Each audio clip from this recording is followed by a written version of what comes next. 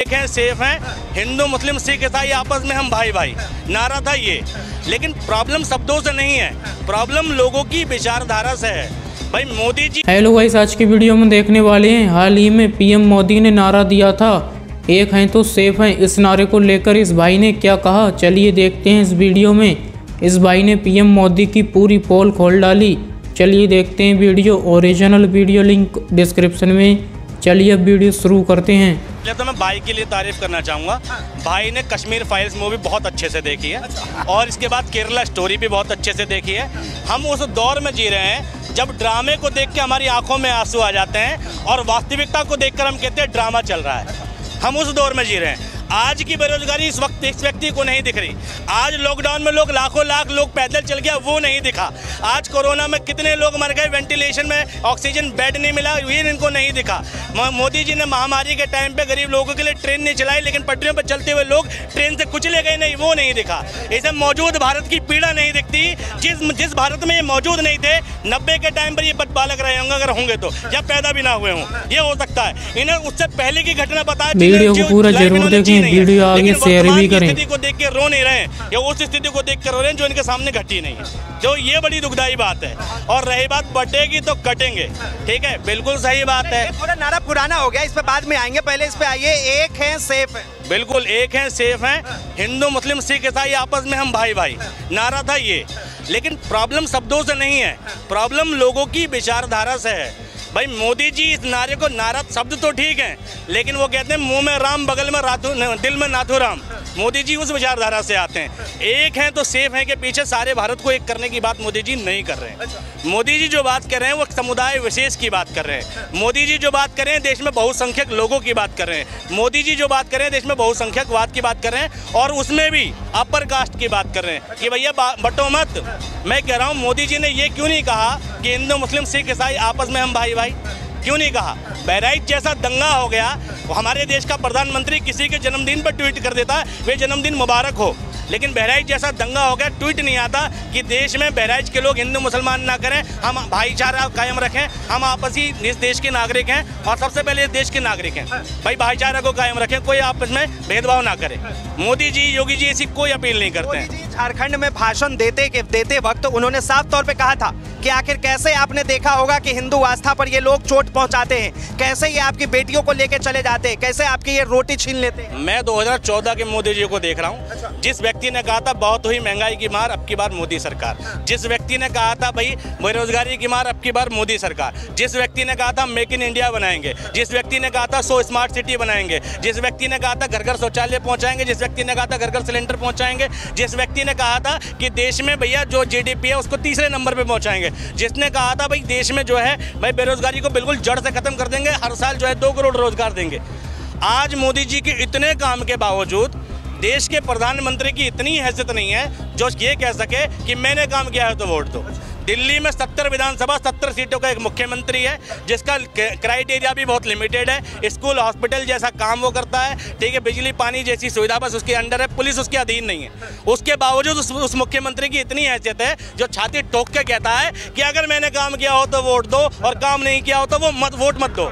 लेकिन देश का प्रधानमंत्री जो देश का सुप्रीम लीडर है, सारी पावर उसके हाथ में, सारी सत्ता उसके हाथ में, पुलिस उसके हाथ में, मिलिट्री उसके हाथ में, ईडी उसके हाथ में, सीबीआई उसके हाथ में, मीडिया उसके हाथ में, ठीक है, और विपक्ष के कई नेता भी बीजेपी में, ठीक है, भ्रष्टाचारी नेता भी।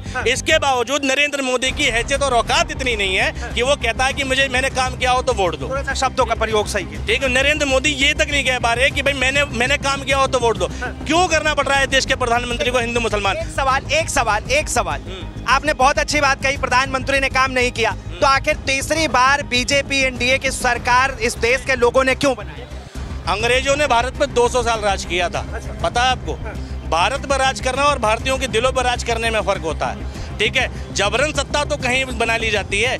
भाई 19 लाख ईवीएम गायब है, पता नहीं है, ठीक है। जगह जगह भाई इलेक्शन के टाइम पे घोटाले की खबरें आती हैं। 2014 से पहले इलेक्शन पे चुनाव आयोग पर कोई शिकायत नहीं जाती थी, चुनाव आयोग कटघरे में नहीं खड़ा होता था, कोई बात नहीं करता था ऐसी। लेकिन 14 के बाद मोदी जी ने ऐसा क्या किया कि वे लोग शक करने लगे कि ईवीएम में घोटाला है। 2014 के बाद मोदी जी ने ऐसा क्या किया कि लोग भाई चुनाव आयोग पर सवाल उठा रहे हैं। तो सरकार तो हुक से या क्रुक से मोदी जी बना लेंगे, लेकिन भारतीयों पर राज करने की बात है, भारतीयों के दिलों पर पर राज करने की बात है।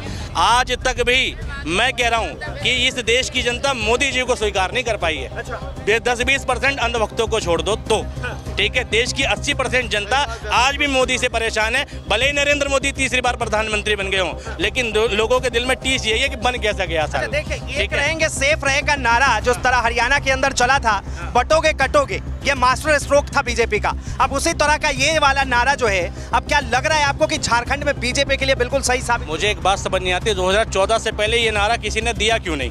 क्यों नहीं दिया? क्योंकि इससे पहले बटे हुए नहीं थे।